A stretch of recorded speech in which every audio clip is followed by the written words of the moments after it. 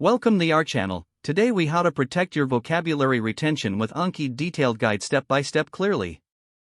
To protect your vocabulary retention with Anki, start by downloading and installing the Anki application on your device. Once installed, launch Anki and familiarize yourself with the interface. Create a new deck by clicking on the Create Deck button at the bottom of the main screen.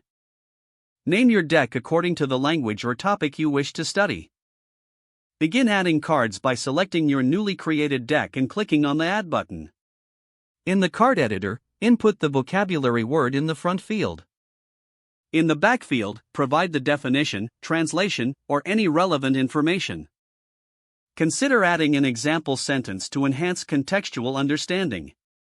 Utilize tags to categorize your cards for easier retrieval and organization. Save your card and continue adding more vocabulary entries. After building a substantial number of cards, go back to the main screen and select your deck to begin studying. Anki uses spaced repetition, so it will prompt you to review cards based on your performance. When reviewing, rate your recall with options such as again, good, or easy to help Anki adjust future intervals. Make a habit of studying daily to reinforce memory and retention over time. Explore Anki's additional features, such as adding images or audio to enrich your cards. Consider downloading pre-made decks from the Anki shared deck repository for additional vocabulary practice.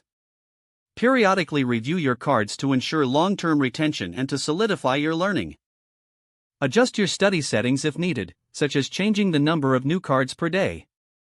Stay consistent and patient as vocabulary retention takes time and repetition. Engage with the language outside of Anki by incorporating your vocabulary into conversations or writing exercises. By following these steps, you can effectively protect and enhance your vocabulary retention using Anki. If the page does not load, refresh the browser or try again in a private or incognito window. Make sure you are using the correct email address, then retype it carefully to avoid small typos. If your password is not accepted, use the reset option and create a new strong password you can remember. Check your spam folder for verification or security emails, then complete any requested confirmation steps. Enable two-factor authentication if available to improve account security and reduce unauthorized access risk. After signing in, review your profile details so your contact information and settings are accurate and current. If you see an error message, note it down and try again after restarting your device and internet connection. Don't forget to like this video and subscribe to our channel for more step-by-step tech guides.